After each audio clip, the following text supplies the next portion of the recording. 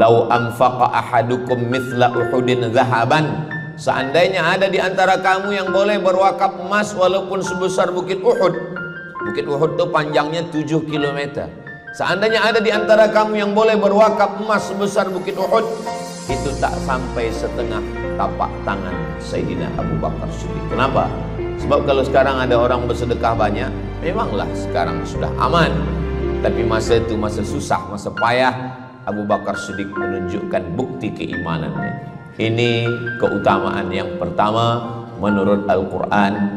Kenapa orang bersedekah? Karena orang-orang mati, kalau dia boleh bagi tambah umur hidup lagi, mereka berkata, fa'as-sadaqah, kami ingin bersedekah. Hadiahkan untuk almarhumah ibu, almarhum ayah, kita dapat, orang tua pun dapat. Assalamualaikum warahmatullahi wabarakatuh. Bapak, ibu, abang, kakak, adik, sahabat jamaah dimanapun berada, ma'akalta fa'afnaita, makanan yang dimakan berubah menjadi kolesterol, diabetes, jantung, gula, dan lain sebagainya. Wa malabista fa'ablaita, yang dibelikan ke pakaian, busuk, lapu, ketinggalan zaman. Wa mata saddaqta fa'amdaita, yang diwakafkan, disedekahkan, itulah yang akan kekal abadi. Rumah besar hanya menjadi kenangan, lapuk, berlumut, tumbang, tinggal. Ada kelas yang dipakai para penghafal Quran, itulah yang kekal abadi, mengalir pahalanya untuk kita. Hadiahkan untuk almarhumah ibu, almarhum ayah, kita dapat, orang tua pun dapat. Satu lantainya 4 kelas, totalnya 16 kelas, tempat santri belajar. Yang sekarang santri belajar di asrama. Asrama bisa dibuat kelas, tapi nanti pindahkan ke kelas semua. Mari kita support pembangunan, kirimkan semen, batu bata, kerikil, pasir, besi, dan lainnya melalui rekening BSI 767 7777 227. Sekali lagi 767 7777 227 atas nama Yayasan Pendidikan Hajah Rohana. Konfirmasinya jangan lupa ke nomor berikut 0811 6650 026. Sekali lagi 0811 6650 026. Berkah selalu, barakallahu fikum. Wassalamualaikum warahmatullahi wabarakatuh.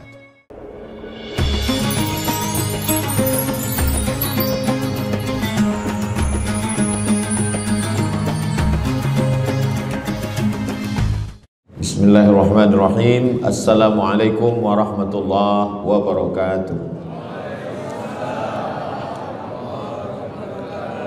Alhamdulillah, Allahumma salli ala Sayyidina Muhammad wa ala ali Sayyidina Muhammad.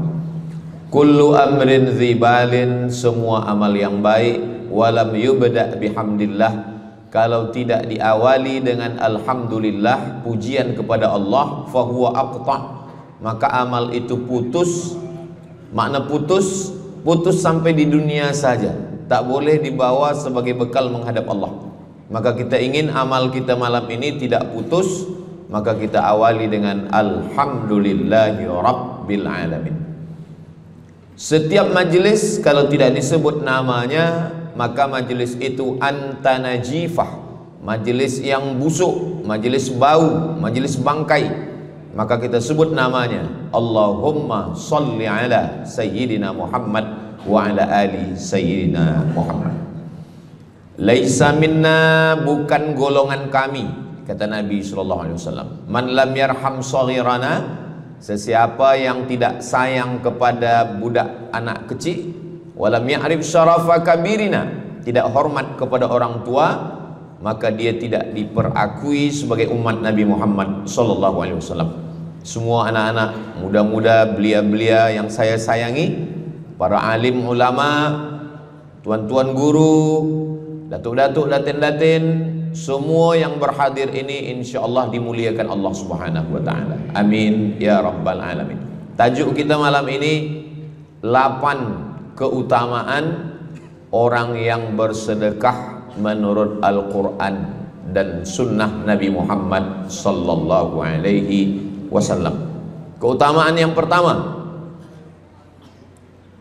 kalau orang mati itu ditanya, apakah kamu mau hidup lagi?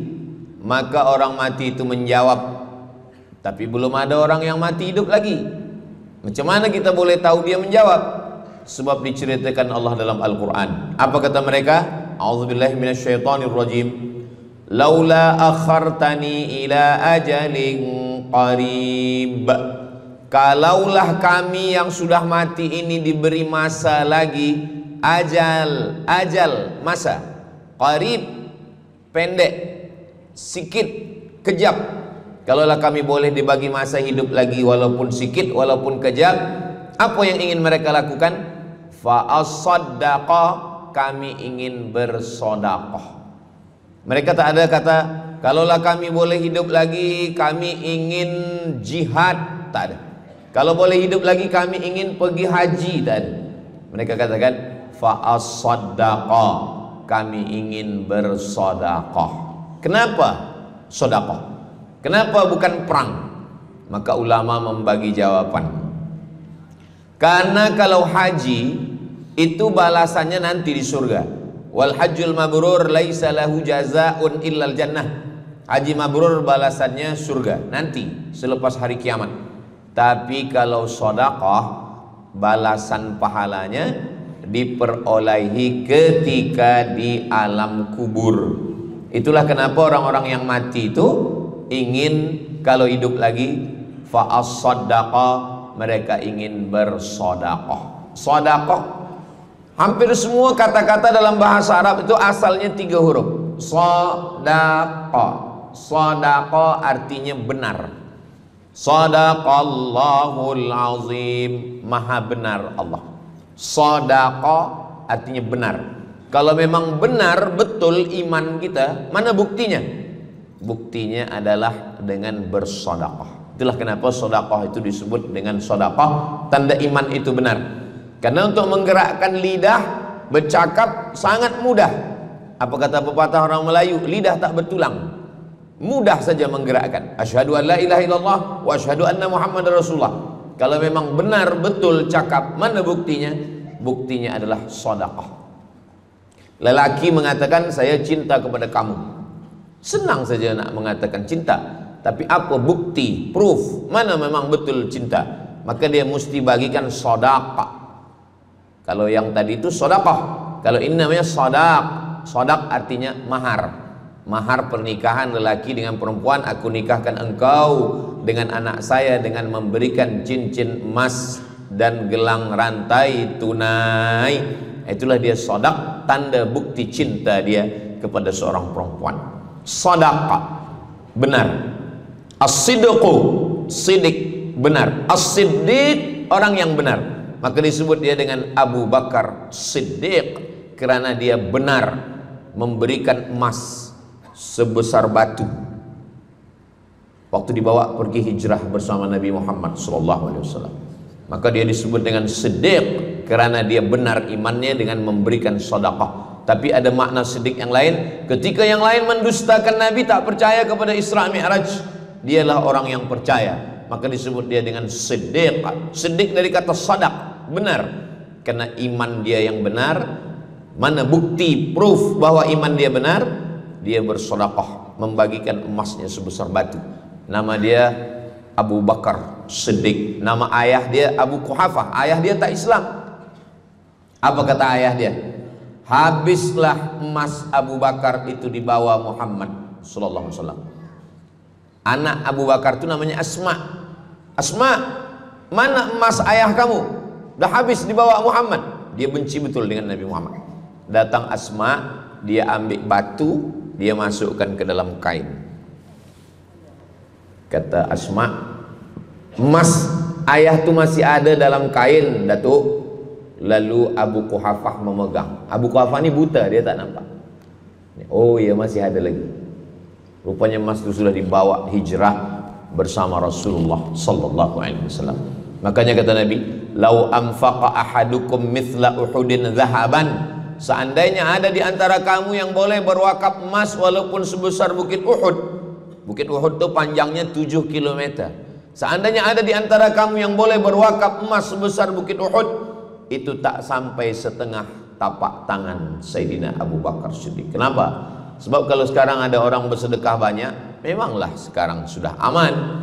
Tapi masa itu masa susah, masa payah, Abu Bakar Siddiq menunjukkan bukti keimanannya. Ini keutamaan yang pertama menurut Al-Quran. Kenapa orang bersedekah? Karena orang-orang mati, kalau dia boleh bagi tambah umur hidup lagi, mereka berkata fa-as-sadaqah, kami ingin bersedekah. Itu yang pertama. Yang kedua, sampai berapa nih? Sampai 8. Tadi saya dibagi tahu Ustadz sampai 8. Atau tak pun sampai 8, kalau dah habis 60 menit habis. Yang kedua, idzas sama'um fatarat, langit terbelah. Wa idzal kawakibun tasarat, planet bertembung, berjatuhan. Wa idzal biharu fujirat, lautan diletupkan, tsunami namanya. Wa idzal quburu bu'athirat, semua yang dikubur dibangkitkan.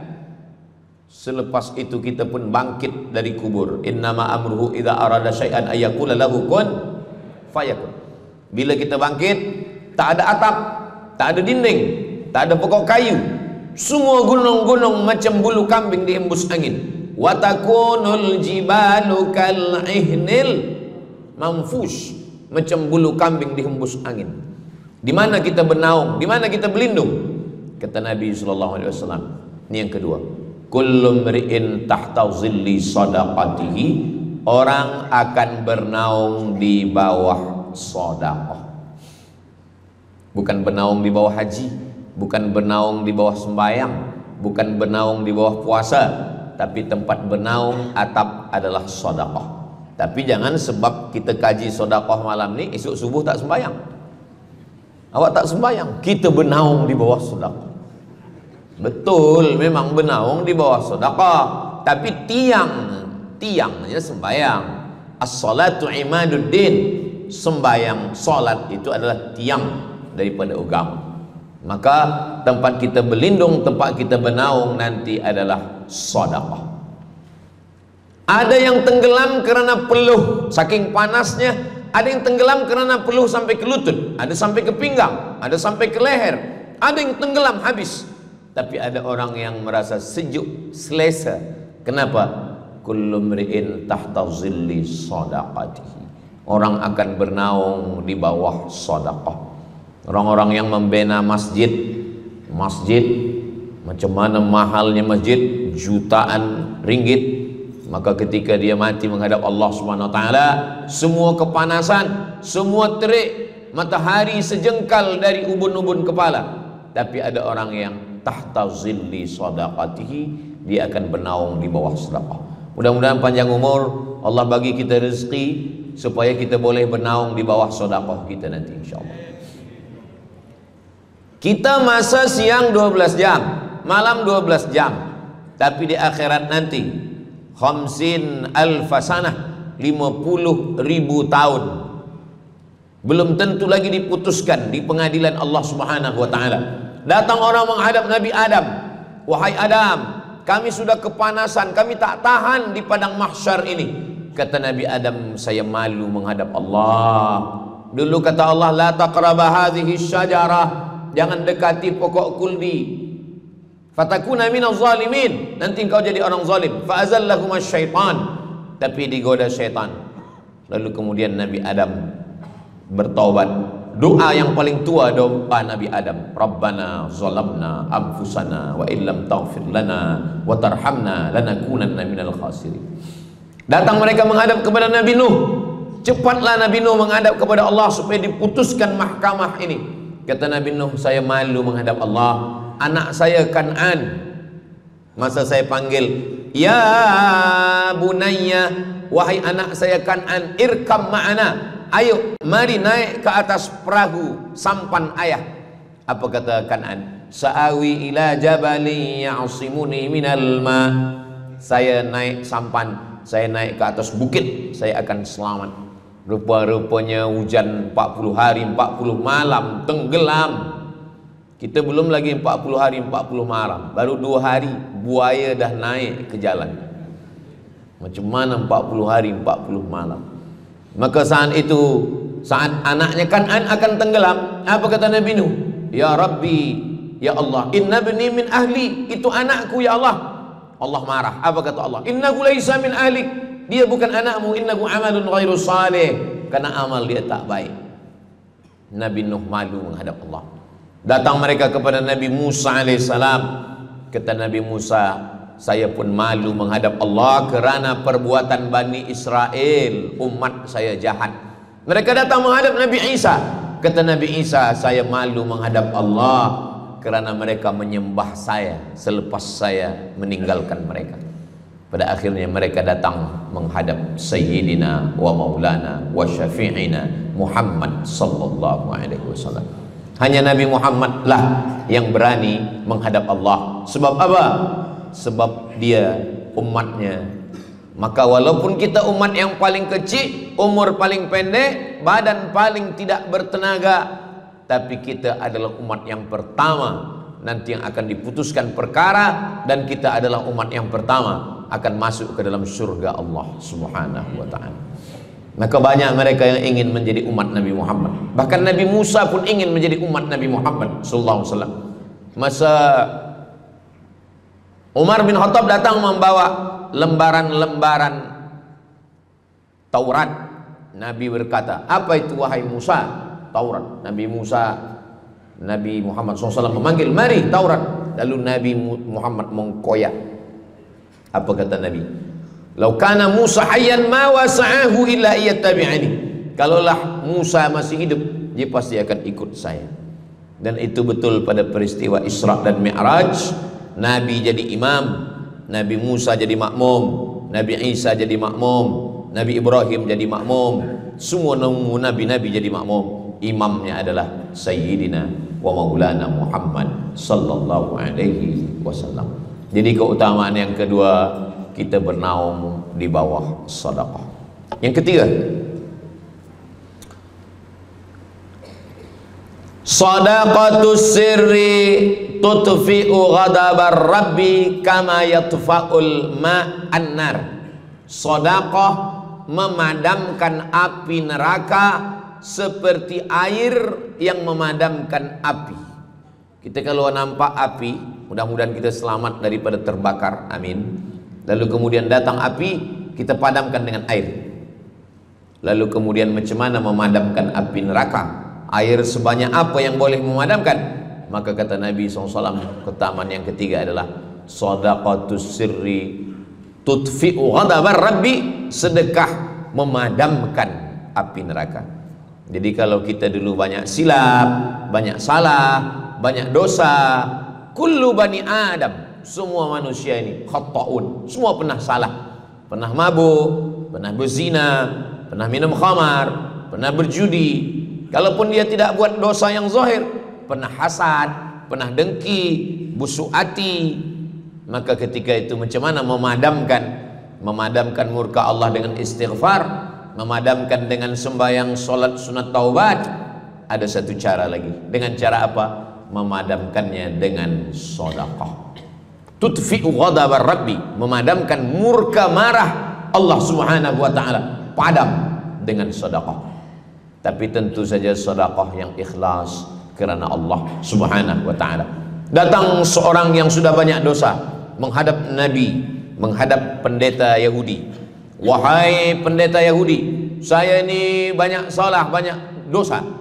Saya sudah membunuh 99 orang. Apakah mungkin Tuhan mengampunkan dosa saya?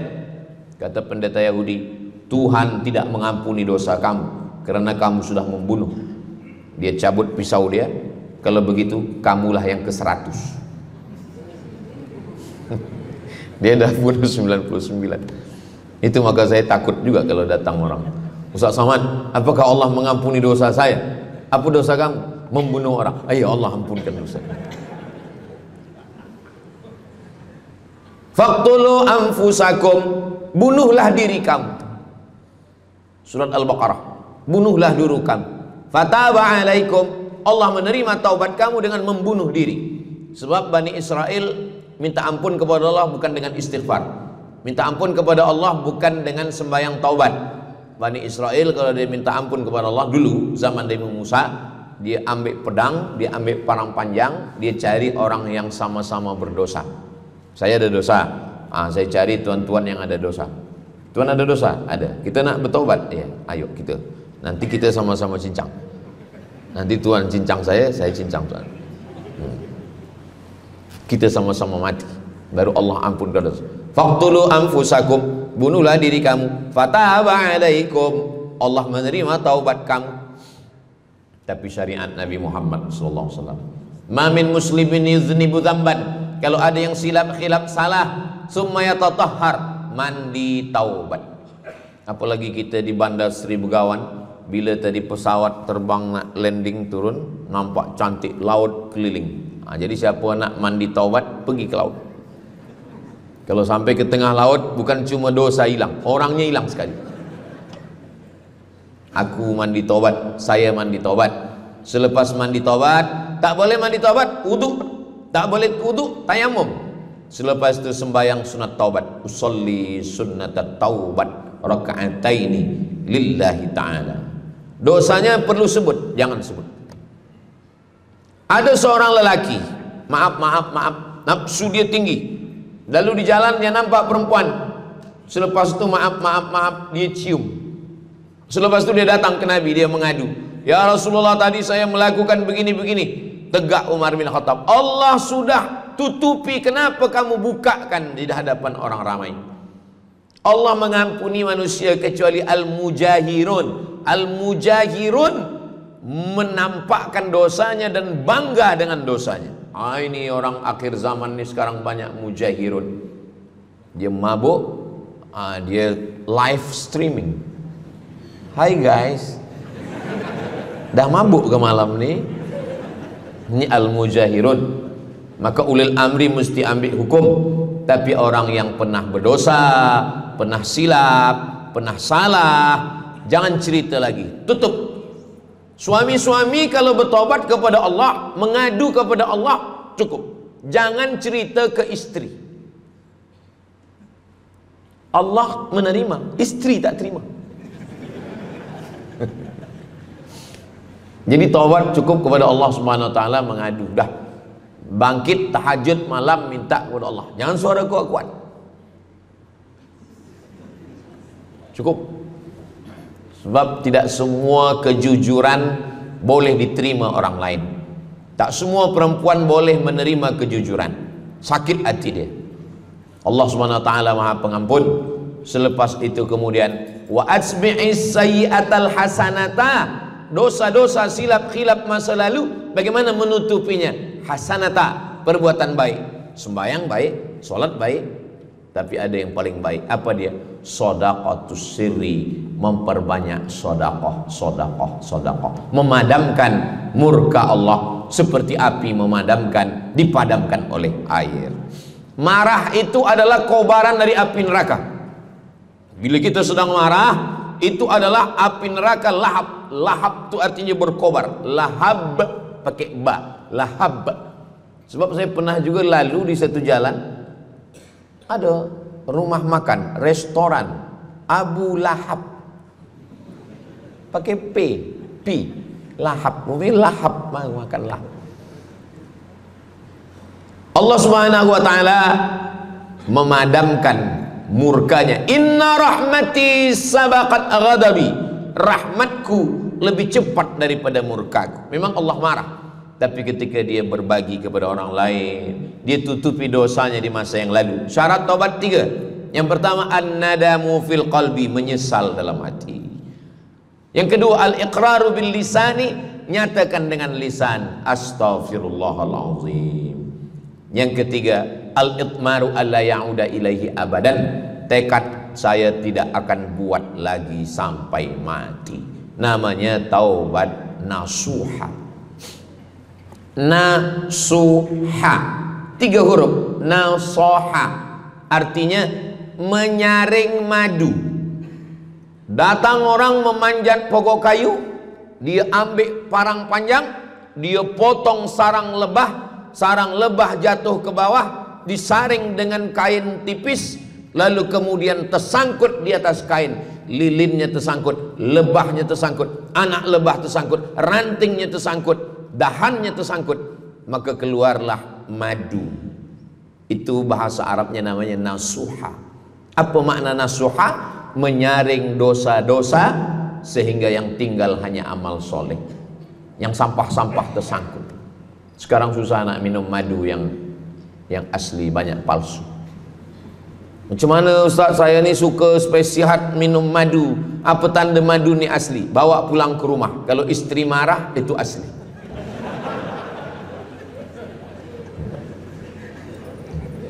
Yang keempat, ini jangan diingat, lupakan.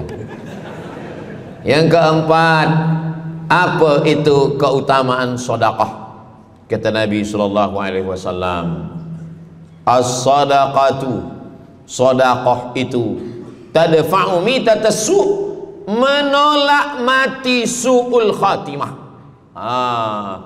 Tak ada guna amal elok baik kalau mati dalam keadaan su'ul khatimah. Kita selalu berdoa, Allahumma khtim lana bihusnil khatimah. Maka cara untuk menolak mati su'ul khatimah ini adalah dengan cara sedekah. Banyak orang mati husnul khatimah, bukan ulama, meninggal di dalam Masjidil Haram sedang pakai ihram, selepas tawaf di belakang makam Ibrahim ketika sedang sujud terakhir. Itulah mati yang paling indah. Dalam wudhu, sedang sembahyang, di sujud terakhir, dalam tanah haram, dalam Masjidil Haram, di belakang makam Ibrahim. Meninggal, dibawa jenazah balik. Orang datang bertanya kepada ibunya, dia masih pemuda belia, apakah dia ulama? Dia bukan ulama. Kenapa dia mulia betul? Apakah dia pernah perang ke Palestina? Tidak. 2-3 hari selepas itu datang satu perempuan membawa budak kecil. Kamu siapa? Kami adalah orang yang tiap bulan dapat kiriman beras, minyak, dan makanan dari pemuda ini. Saya maaf, seorang janda, ini anak-anak saya, dan dia selalu bagikan uang dia untuk makankan. Jadi nanti kalau ada orang meninggal, tiba-tiba selepas itu datang janda membawa anak, itu tanda husnul khatimah. Sebab dia belum menikah, dia masih lajang. Allah menunjukkan bahwa kalau engkau berbuat sedekah, maka Allah Subhanahu wa taala memberikan keutamaan husnul khatimah. Bukan setakat diselamatkan dari su'ul khatimah, tapi mendapatkan husnul khatimah. Ada seorang dari Maghribi, dari Maroko, Mesir, Libya, Tunisia, Algeria, Maghribi. Orang Maghribi ini bermimpi. Dalam mimpinya dia berjumpa dengan Nabi Muhammad SAW. Kata Nabi, engkau pergi ke Saudi Arabia, cari di kampung ini, nanti engkau jumpai seorang pemuda, sampaikan salamku kepada dia, katakan dia penghuni surga. Malam pertama mimpi, iya ke? Tidak ke? Jangan-jangan syaitan. Tak betul. Malam kedua mimpinya sama. Engkau pergi ke Saudi Arabia, datangi kampung ini, jumpai seorang pemuda namanya si fulan, bagi tahu ke dia, salamku untuk dia, sampaikan kepada dia bahwa dia penghuni surga. Nah, 2 kali. Ini udah agak kuat. Tunggu 3 kali, sampai 3 malam mimpinya sama. Akhirnya orang Maghrib ini terbang dari Casablanca sampai ke Jeddah. Dari Jeddah dia cari kampung yang disebut dalam mimpi. Sampai itu dia cari pemuda. Adakah di kampung ini seorang pemuda namanya si fulan? Betul. Dia tengok, biasa saja. Bukan ulama, bukan macam Musa Abdul Somad. Tak mungkin mimpi salah 3 kali betul-betul. Lalu disampaikan kepada dia, fulan, saya 3 malam bermimpi Rasul SAW menyampaikan salam kepada engkau. Assalamualaikum. Kata Nabi, engkau adalah penghuni surga. Dia pun terkejut. Saya bukan ulama, saya orang biasa. Apa amal kamu? Sembahyang saya biasa saja, puasa sunat saya biasa saja. Hanya saja saya tak pernah menyimpan hasad dendam dan saya selalu membagikan uang kepada fakir miskin, anak yatim dan du'afa. Selepas mendapatkan itu dia pun menangis, dia pun bersedih karena dia merasa dia tak layak dicintai, karena dia masa banyak silap, banyak salah. Rupanya rahmat Allah itu turun bukan kepada orang yang alim tapi sombong, bukan kepada orang yang kaya tapi takbur, tapi kepada orang yang hatinya hancur berkeping karena takut kepada Allah Subhanahu wa ta'ala. Selepas itu dia pun meninggal dalam keadaan husnul khatimah setelah mendapatkan janji dari Rasulullah sallallahu alaihi wasallam. Apa maknanya? Bahwa kalau kita tak boleh sembahyang sampai tegak lutut bengkak, kalau kita tak tergolong orang yang rajin puasa sunat berhari-hari, kalau kita bukan orang yang kuat berjihad fisabilillah, maka carilah satu pintu. Pintu itu bernama babus sedekah. Karena banyak yang sudah melaluinya dan mereka dimuliakan Allah, diselamatkan daripada su'ul khatimah. Yang ke berapa? Kelima. Saya sebetulnya ingat, saya nak cuba aja. Kalau jamaah masih ingat, itu maknanya mereka masih konsen lagi, masih sedar. Kalau dah terserah Ustaz lah nama berapa, kami pun dah nak balik ke dalam. Yang kelima, dawu mardakum bis sadaqah. Yang kelima, dawu mardakum bis sadaqah. Obati orang yang sakit di antara kamu dengan sedekah. Datang seorang lelaki yang lututnya bernanah menemui Imam Abdurrahman ibnu Mahdi. Wahai Imam Abdurrahman bin Mahdi, lutut saya ni bernanah tak sihat-sihat. Kata Imam Abdurrahman bin Mahdi, saya ingat satu hadis Rasulullah, dawu mardakum bis sadaqah. Cuba engkau cari kampung yang di kampung itu tak ada air, kamu buat perigi. Perigi. Di kampung saya namanya perigi. Lalu dia pun pergi ke kampung yang tak ada air, dia galikan perigi. Selepas itu sehari, 2 hari, 3 hari, sepekan, sebulan, lutut dia sihat kering. Dia datang lagi kepada Imam Abdurrahman ibnu Mahdi. Alhamdulillah Imam Abdurrahman ibnu Mahdi, lutut saya sudah sihat. Apa hubungan lutut dengan sedekah? Rupanya setiap orang yang mengambil air untuk minum, untuk berwudu, untuk mandi, untuk memasak, selepas itu mereka berdoa, ya Allah, berikanlah kebaikan kepada orang yang sudah membagikan air ini. Ad-du'a silahul mu'min, doa senjatanya orang beriman. Kisah ini ada dalam kitab Sa'ah wa Sa'ah, Ajaib wa Taraif. Semua ada saatnya. Beberapa kisah-kisah yang ajaib diceritakan oleh Syekh Abu Amr Al-Misri dalam judul buku Sa'ah wa Sa'ah, Gharaib wa Taraib. Sudah diterjemahkan ke dalam bahasa Melayu, judulnya Semua Ada Saatnya. Nama penerjemahnya Abdul Somad. Boleh dicari di google.com. Semua ada saat. Lalu kemudian saya sampaikan hadis ini di masjid. Dawu mardakum bis sadaqah. Obatilah orang yang sakit di antara kamu dengan sedekah. Selepas itu saya turun dari masjid, saya pergi ke kereta, di parking. Datang seorang jamaah. Memang yang Ustaz sampaikan tadi betul. Kata saya, memang betul. Takkan saya sampaikan tak betul? Apa maksud awak? Betul. Istri saya kena sakit kista sebesar duit di dalam rahim dia. Kata doktor, ini mesti diambil, kalau tidak dia makin besar makin besar. Tapi kalau diambil, dicabut, operate, nanti akan tercabut rahim sekali. Dan kalau rahim tercabut, maka nanti tidak boleh mengandung. Mendengar itu istrinya menangis, suaminya tersenyum. Yang senyum budak kecil pula.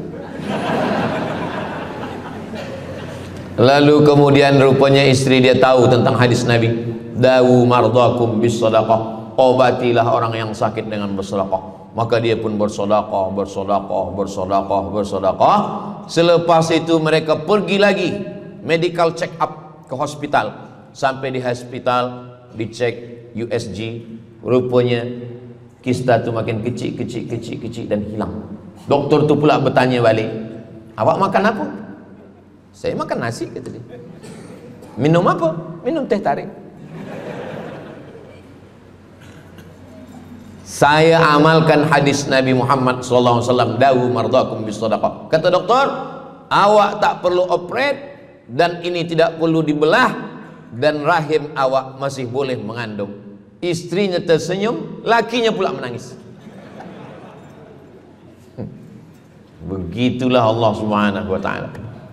Syekh Abu Amr Al-Misri bercerita tentang seorang perempuan di Saudi Arabia. Dia pergi ke Amerika. Kata doktor di Amerika, kamu sudah balik ke rumah, makan kenyang, tidur lelap.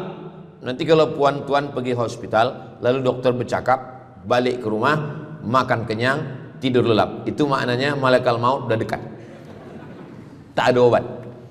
Maka dia pun balik ke Saudi Arabia. Dia ambil harta dia, dia sedekah, dia sedekah, dia sedekah. Dia sisa, dia bagikan baki sikit untuk ahli waris. Selepas itu last kali dia pergi lagi ke Amerika, last medical check up. Apa kata doktor di Amerika? Kami sudah cek, kamu sihat walafiat.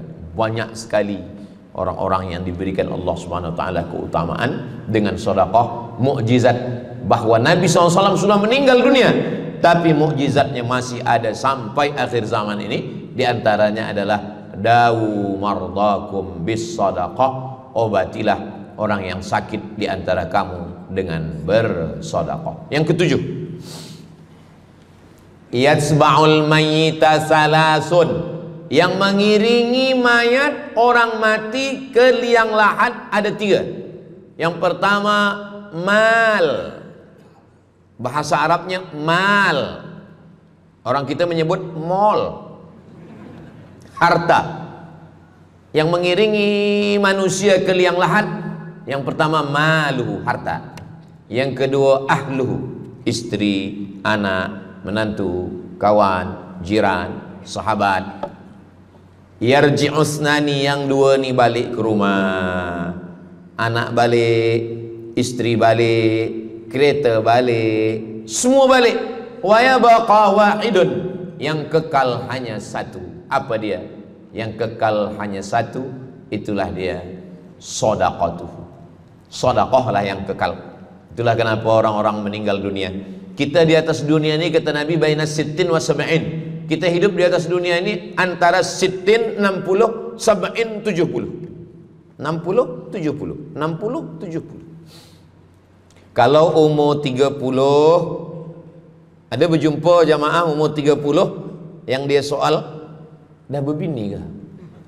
Dah bini? Belum. Oh. Awak dah menikah? Belum. Apa belum nikah lagi? Kejap lagi Ramadan. Takkan jaga subuh? Macam mana nak sembahyang? Macam mana nak sahur? 30. Bila 40, soalan sudah berubah. Saya ni diabetes, saya ni kolesterol, saya ni. Bila masuk 50, dah mula tanya, saya ni rabun, tak nampak lagi. Bini pun kadang tak nampak. Bini orang nampak. Bila 60, mendengar tazkirah Ustaz Somad, mendengar tazkirah Ustaz Somad, kunci satu, jangan tersinggung. Ada beberapa jamaah tersinggung, balik meninggal. Bukan kena tersinggung, memang ajal dah sampai. Jadi, Ustaz umur berapa? Saya lahir 18 hari bulan Mei 1977. Umur rasa 27. Umur ini bukan masalah angka, tapi masalah rasa. Semua yang hadir uban. Semua yang hadir banyak uban. Semua yang hadir malam ini muda.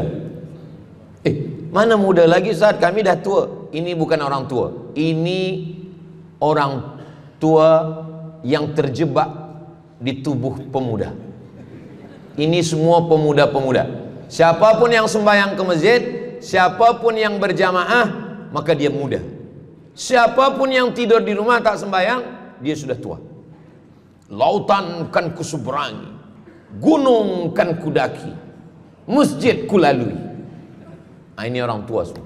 Jadi tua dan muda itu bukan masalah usia, bukan masalah umur, tapi masalah perasaan kita. Saya kalau ditanya orang, umur Ustadz berapa? Qamariyah apa Syamsiah? Muharram Safar apa Januari Februari? Jadi masalah umur ini insya Allah kita semua dibagi Allah kesehatan. Amin ya rabbal alamin. Yang sakit-sakit diangkat Allah penyakitnya. Amin.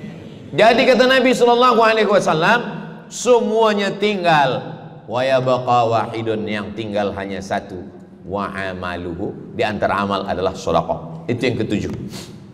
Nabi meninggal umur 63 tahun. Abu Bakar Siddiq 63 tahun. Imam Syafi'i lahir 150, meninggal 204. Imam Syafi'i lahir di Gaza, Palestina. Semoga Allah menolong saudara kita di Palestina. Imam Syafi'i lahir di Palestina, di Gaza 150 Hijrah. Meninggal di Fustat, Kahirah, Mesir 204. Imam Syafi'i umurnya hanya 54 tahun. 50 muda. Tapi Imam Syafi'i berada di alam barzah 204, sekarang sudah 1447, 1447 tahun. Apa maknanya? Berarti Imam Syafi'i di alam kubur sudah 1200 tahun. Soalan, lebih lama di atas tanah atau di dalam tanah? Lebih lama di alam barzah. Di alam rahim 9 bulan 10 hari. Di alam dunia 63 tahun. Kalau sampai di alam kubur menunggu hari kiamat. Imam Syafi'i sudah 1200 tahun. Tapi setiap detik, setiap menit, setiap jam, dari maghribi sampai ke Nusantara, semua orang menyebut nama Syafi'i, Syafi'i, Syafi'i, Syafi'i. Setiap kampung ada nama orang Syafi'i. Setiap kawasan ada nama orang Syafi'i. Begitulah mulianya Imam Syafi'i. Kita, seandainya kita mati, berapa lama lagi kita di alam barzah? Dulu ada yang mengatakan kiamat 2012, rupanya tak jadi. Kan ada filmnya, kiamat 2012, Steven Spielberg. Tak jadi. Yas'alunaka 'anis sa'ati ayyana mursaha. Mereka bertanya kepadamu tentang hari kiamat. Qul, katakan, la ya'lamuha illa hu. Yang tahu hanya Allah Subhanahu wa ta'ala. Pikirkan, kalau kita mati, apa yang akan mengalir? Rumah kita dijual, anak kita dibagi-bagi kepada ahli waris. Kereta kita dijual semuanya. Tapi orang yang membina masjid di Brunei Darussalam, masjid dah cantik-cantik, besar-besar, elok-elok. Tadi kami cerita tentang Muslim yang ada di Kamboja, yang ada di Vietnam, yang ada di Myanmar, kesusahan, kepayahan, yang ada di Palestina. Itu kalau kita tolong, mengalir sampai hari kiamat. Kita fikirkan apa yang akan mengalir selepas kita mati menghadap Allah Subhanahu wa ta'ala. Di antara yang pasti mengalir, anak belum tentu. Waktu kita hidup dia soleh, selepas kita mati dia stres. Na'udzubillah. Mudah-mudahan anak-anak kita semua anak-anak yang soleh-soleh. Tapi yang pasti adalah sedekah. Maka kita siapkan sedekah menolong agama Allah Subhanahu wa ta'ala. Yang ke-8, kata Nabi SAW, idza matal insan, hadisnya ada dalam Sahih Muslim. Idza matal insan, ada orang yang membaca hadis ini idza mata ibnu Adam. Idza mata ibnu Adam itu terjemah, bukan bunyi teks. Bunyi teksnya idza matal insan, kalau manusia mati, inqata'a, putus. Tapi banyak yang salah faham tentang hadis nih. Kamu malam ini tak ada buat kenduri orang mati, tak ada baca doa, tak ada baca yasin, tak ada baca tahlil. Idza matal ibnu Adam, kalau manusia sudah mati, putus. Jangan kirim-kirim doa lagi. Banyaklah soalan ke saya, Ustaz Abdul Somad, ya, macam mana kalau orang sudah mati tak ada anak, lalu siapa yang mendoakan dia? Kata saya, yang mendoakan dia saya. Allahumma ighfir lahu warhamhu wa'afihi wa'fu anhu. Siapa yang akan bacakan Al-Fatihah untuk dia? Saya akan bacakan Al-Fatihah. Saya tengok muka dia macam ragu. Dia tak percaya Fatihah ni sampai. Siapa yang tak percaya Fatihah sampai, saya tak marah, sebab ni masalah yang ghaib. Siapa yang tak percaya Yasin tu sampai, siapa yang tak percaya Fatihah tu sampai, saya tak marah. Bagi saja nama semua lengkap dengan bin. Nanti bila mati saya kirim. Bila tak sampai, cepat-cepat bagi tahu. Idza matal insan, kalau manusia mati, inqata'a amaluhu, yang putus tu amal dia, amal yang mati itu. Misal ini ada orang mati, namanya Abdul Somad. Nanti kalau saya sebut nama lain tersinggung pula. Ada orang mati namanya Abdul Somad.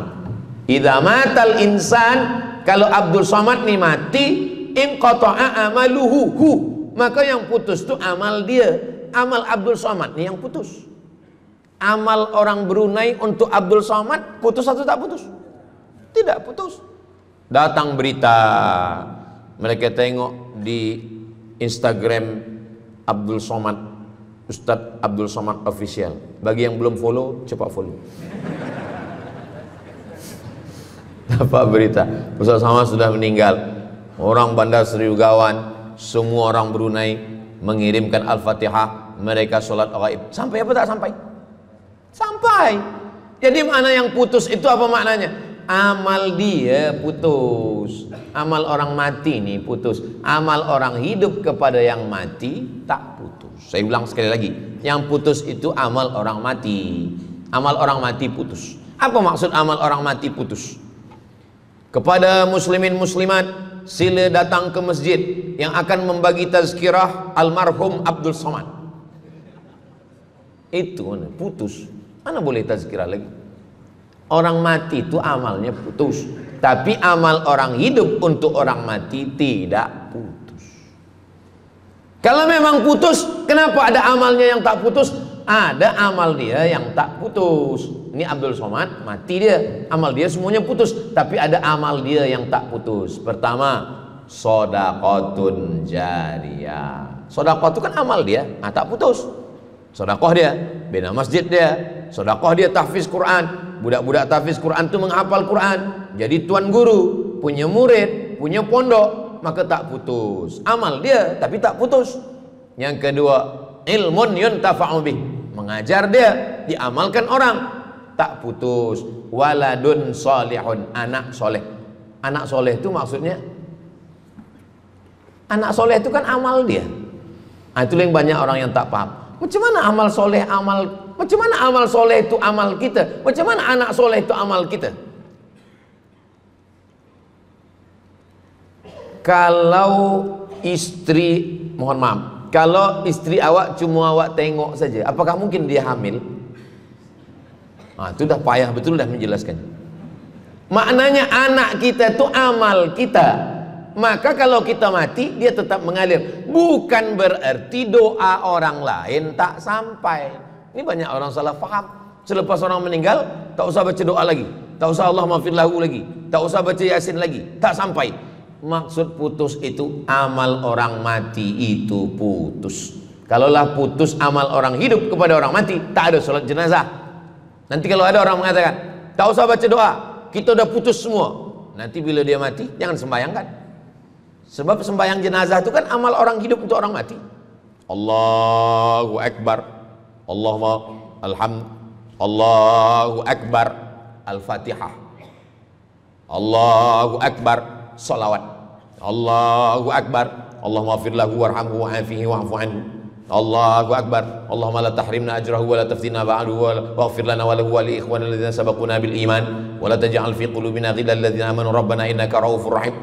Empat itu sampai, Al-Fatihah sampai, doa sampai, Al-Fatihah sampai, solawat sampai, doa takbir 3 sampai, doa takbir 4 pun sampai.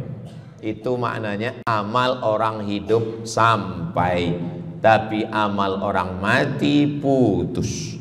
Apakah orang mati itu tetap beramal? Orang mati tetap beramal, tapi katanya putus. Yang putus itu amal wajib. Sholat wajib, tak wajib lagi. Puasa wajib, tak wajib lagi. Adapun amal yang tak wajib, makanya kalau ada suami yang tak mau amal wajib, suruhlah dia mati. Mana dalil ustadz bahwa orang mati tetap beramal? Waktu Nabi Muhammad SAW Isra Mi'raj, Nabi Isra Mi'raj, Nabi tengok Nabi Musa sholat di dalam kuburnya, padahal Nabi Musa sudah meninggal. Itu menunjukkan orang meninggal pun beribadah, tapi ibadah dia tidak wajib lagi. Waktu sampai di Masjidil Aqsa, Nabi Ibrahim sholat, Nabi Musa sholat, Nabi-Nabi sholat, padahal mereka sudah meninggal dunia.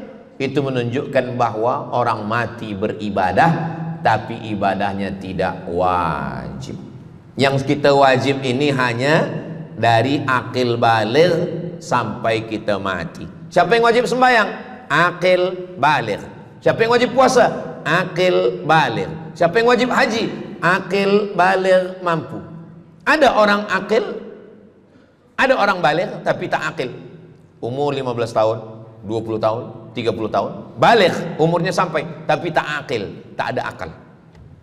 Rufi'al qalam, kertas, pena dia terangkat, tak mencatat. Ada 3 orang yang penanya tak mencatat. Yang pertama, anis sobi hatta yahtalim, budak kecil sampai dia mimpi akil balik. Yang kedua, anin naim hatta yastayqiz, orang tidur sampai dia terjaga. Yang pertama, budak kecil sampai akil balik. Maka kalau nak nakal waktu kecil itulah. Menyesal saya Ustaz, waktu kecil dulu baik-baik. Yang kedua, anin naim hatta yastayqiz, orang tidur sampai dia jaga tidur. Makanya kalau nak buat dosa waktu tidurlah. Ada seorang suami tidur, selepas itu dia terjaga, dia katakan ke istri dia, Adinda, buah hati belayan jiwa, siang dan malam terbayang-bayang, makan tak kenyang, tidur tak lelap. Abang bermimpi malam tadi. Mimpi apa? Mimpi berbini lagi. Kata istri dia, engkau tidur lagi, mimpi lagi, ceraikan dia. Macam mana nak tidur lagi? Begitulah. Tapi perempuan ini tak ada di Brunei, di kampung saya. Sini baik-baik. Orang tidur dia tidak boleh dihukum, sebab mimpi kita tak boleh buat-buat.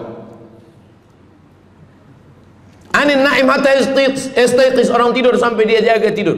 Anil majnun hatta yafiq, orang gila sampai sehat. Orang gila tak diambil hukum, tak wajib sembahyang, tak wajib puasa. Itu maka kadang istri kalau ada lelaki tak sembahyang, abang ni gila ke? Kata, aku tergila-gila dengan kamu sayang. Jadi siapa yang wajib? Macam mana dengan orang yang pikun, hilang ingatan?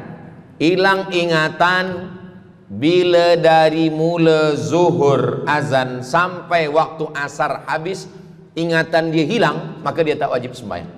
Tapi bila dia ingat sekejap, dia wajib lagi. Itu pula masalahnya Ustaz. Laki saya ni hilang ingatan waktu sembahyang je. Lepas tu ingat balik. Balik, berakal. Kata orang, kalau sudah tua kita mengalami namanya demensia.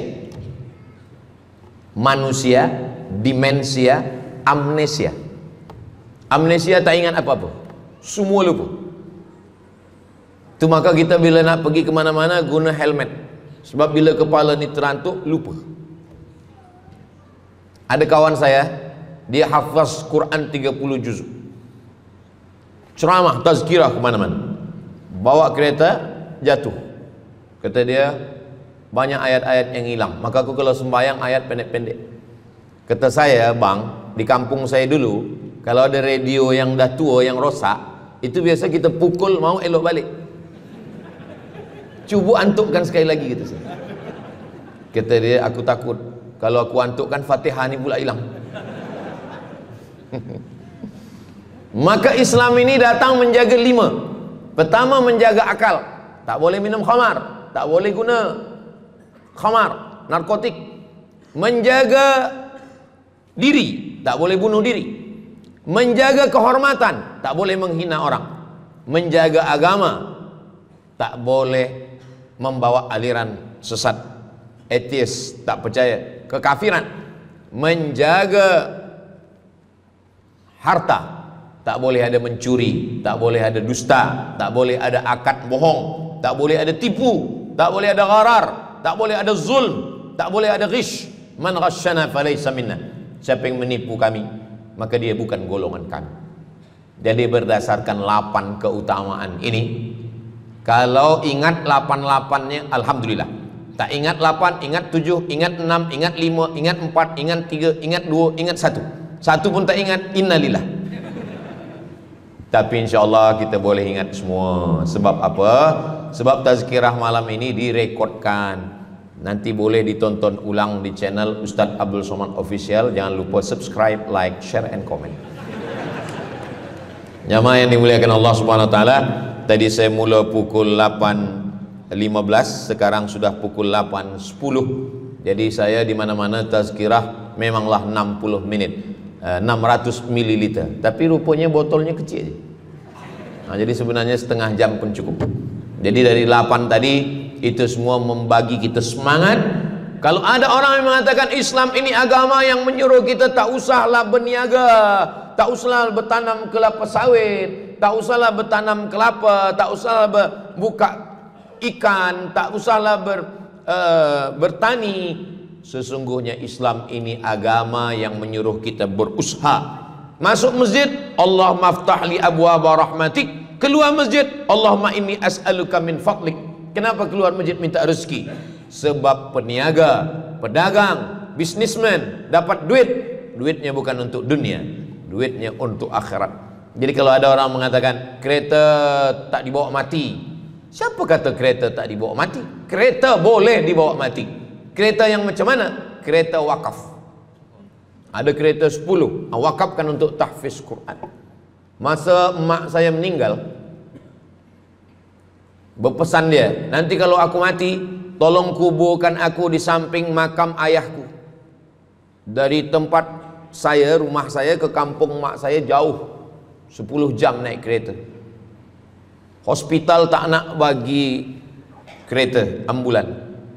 Maka selepas itu saya azam dalam diri saya, nanti kalau ada duit, kita buatkan kereta wakaf ambulan. Siapapun saja yang sakit meninggal, free.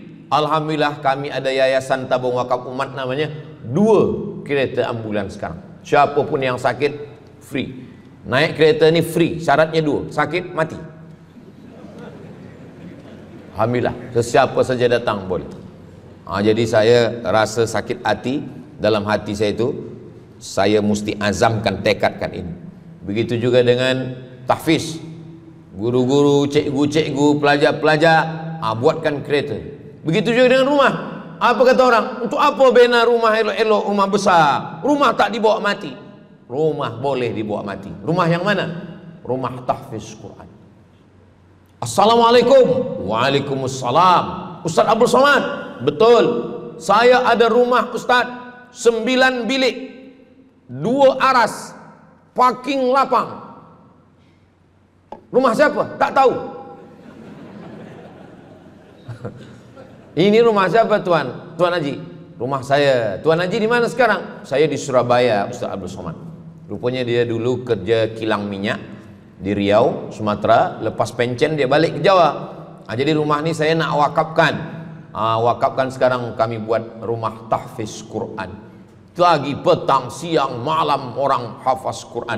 Ini rumah boleh. Jadi kalau ada orang mengatakan tak usahlah cari harta banyak-banyak, harta tak dibawa mati. Harta dibawa mati dengan syarat diwakafkan, diinfakkan, disedekahkan. Yang paling tinggi zakat wajib. Di bawah zakat wakaf. Wakaf mesti ada 4. Orang yang berwakaf, orang yang menerima wakaf, harta yang diwakafkan, ada ijab dan qabul. Di bawah wakaf infak. Di bawah infak baru sedekah. Kenapa infak lebih tinggi daripada sedekah? Sebab infak adalah harta, sedangkan sedekah tak harta pun sedekah. Senyum itu sedekah. Makanya yang kalau ada box di depan masjid, box di tepi jalan, itu yang tepat ditulis box infak, jangan box sedekah. Sebab kalau box sedekah nanti orang senyum aja. Tabassumika fi wajhi akhika sedekah, senyummu ke wajah saudaramu adalah sedekah. Tolong untuk dibaca Ustaz.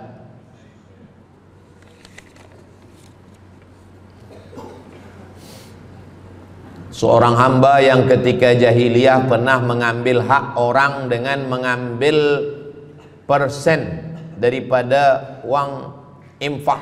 Setelah dia menyadari akan salahnya, dia bertaubat dan ingin mengembalikan hak tersebut. Masalahnya dia tidak mengetahui berapa dan ke siapa dibalikkan. Kalau kita termakan terpakai duit yang kita tak tahu entah punya siapa, cuba ingat-ingat. Memang kalau masalah ini kadang kita lupa memang. Coba ingat tahun berapa. Sebab duit RM1 tahun 80 dengan 2025 tak sama nilainya, sebab ada inflasi ekonomi. Jadi coba ingat, tengok dengan harga emas. Tahun 80 berapa 1 gram emas, tahun 2025 berapa, maka dihitungnya ke emas, bukan ke dolar, tapi kepada emas. Nah, selepas kita dapat harga emas, lalu kita balikkan. Misalkan tahun 80 100 ringgit itu 1, 2, 3 gram. Maka yang sekarang kita tidak balikkan 100 ringgit, tapi kita balikkan sekarang 2025 dengan 3 gram emas. Berapa harga 3 gram emas? Lepas itu kita balikkan. Kalau kita tak tahu orangnya di mana, anak cucunya, ahli warisnya tak tahu, maka kita serahkan kepada masalih ammah. Masalih ammah artinya kepentingan umum. Pendidikan tahfiz Quran, sekolah, tempat anak yatim, tempat duafa fakir miskin, ke masjid, boleh. Tapi kalau kita bawa duit haram, duit tak jelas, kita serahkan saja. Datang, tuan guru bagi dah. Jangan sebut pula, tuan guru ini ada beberapa duit haram saya nak bagi ini. Serahkan. Begitu juga dengan orang yang menyimpan uang di bank yang bukan Islamic bank. Syukran, jazakumullah khair. Lalu kemudian dia duduk di negeri yang tak Islam, lalu kemudian dia letakkan di bank yang tak Islamik, maka duit ini ada fawaid, ada bunganya, riba, haram. Kalau dia simpan di rumah, dia takut hilang. Duit ini tak boleh dia makan, tak boleh dia belikan ke pakaian, tak boleh dia bagikan ke orang lain, maka dia serahkan kepada masalih ammah. Begitu kata Syekh Yusuf Al-Qardawi dalam kitab judulnya Fatawa Mu'asirah, fatwa-fatwa kontemporer, fatwa modern. Jadi masalih ammah, kepentingan umum, bukan untuk diri sendiri. Orang terhalang doanya sebab 3. Mat'amuhu haram, makanannya haram. Masrabuhu haram, minumannya haram. Malbasuhu haram, pakaiannya haram. Wadhiya bil haram, dibagi makan haram. Jadi kalau kita selamatkan, insya Allah Allah pun menyelamatkan kita semua. Mudah-mudahan Allah bagi kita, anak cucu kita rezeki, supaya kita boleh mengamalkan pintu sedekah ini. Salah satu pintu surga ada namanya babus sedekah. Orang yang masuk surga melalui pintu karena banyak bersedekah. Mudah-mudahan kita dan anak cucu kita termasuk dalam golongan itu insya Allah. Ala hadhihi niyyah al-Fatihah. A'udzu billahi minasyaitonir rajim. Bismillahirrahmanirrahim. Alhamdulillahirabbil alamin. Arrahmanir rahim. Maliki yaumiddin. Iyyaka na'budu wa iyyaka nasta'in. Ihdinas siratal mustaqim. Siratal ladzina an'amta 'alaihim ghairil maghdubi 'alaihim waladdallin. Amin. Allahumma shalli 'ala sayidina Muhammad wa 'ala ali sayidina Muhammad. Allahumma anzilir rahmata was salamata wal barakata 'ala hadhil jamaah. Ya Allah, turunkanlah keselamatan, kerahmatan, keberkahan kepada seluruh jamaah yang hadir ini ya Allah. Allah marzuqna rizqan halalan thayyiban mubarakan fi.